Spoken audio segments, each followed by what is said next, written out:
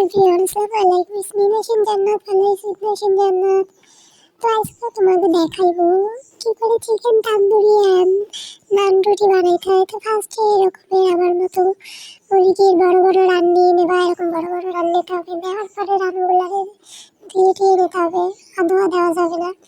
দিয়ে ভালো করে রানগুলাকে কেসে নিতে হবে ছুরি দিয়ে, সুন্দর করে কাচতে হবে যাতে মশলাগুলো রানের ভিতরে যায়। এরপর রানগুলো যখন বাটিতে টুস করে ফেলাইয়া তারপরে আরেকটা বাটিতে সস আর ভিনেগার দিয়ে নেবা, দিয়ে ওই রানগুলারে এই বাটির ভিতরে বা গাবলার ভিতরে দিয়ে ভালো করে মাখাঝাকা করে নিতে হবে। মাখাঝাকা করার জন্য লবণ দিয়ে নিতে হবে। তো লবণ দেওয়ার পরে এই যে আমি মাখাঝাকা করে নিলাম। মাখাঝাকা হয়ে গেলে এটা এক সাইডে রেখে দিতে হবে ঢেকে। দেওয়ার পরে এর জন্য এর ভিতরে দেওয়ার জন্য যে মশলা রেডি করবো সেই মশলা আরেকটা বাটিতে রেডি করি। তো ফার্স্টে কি দিলাম, দিয়ে নিলাম।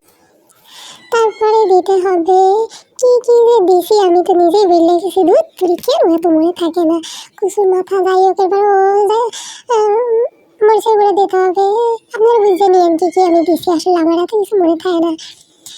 তারপরে টমেটো কেচাপ দিছি, তারপরে মরিচের গুঁড়া, পেঁয়াজের গুঁড়া সব কিছু দিয়ে মাখাঝাকা করে দিতে হবে। মাখাঝাকা করার পরে এক পর্যায়ে আরও দিতে হবে একটু লাল রং, যাতে কালারটা খুবই সুন্দর আসে, দোকানের মতো আর কি। দেওয়ার পরে আমি আবার একটু সয়া সস আর ভিনেগার দিয়ে নিতে হবে। দিয়ে আবার মাখাঝাকা করে টোরে সাথে আর একটু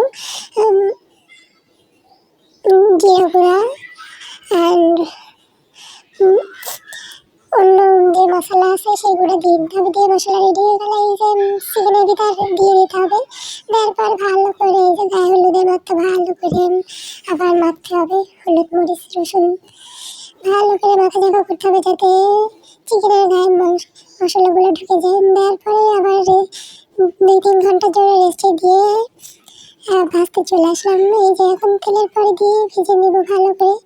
দেওয়ার পরে এবার আমার ফাইনাল লুক দেখতে পারবেন গাইস, কত সুন্দর হয়েছে। এরকম যদি খেতে চান আপনারাও বানিয়ে নিন। সবাই ভালো থাকবেন, আল্লাহ হাফেজ।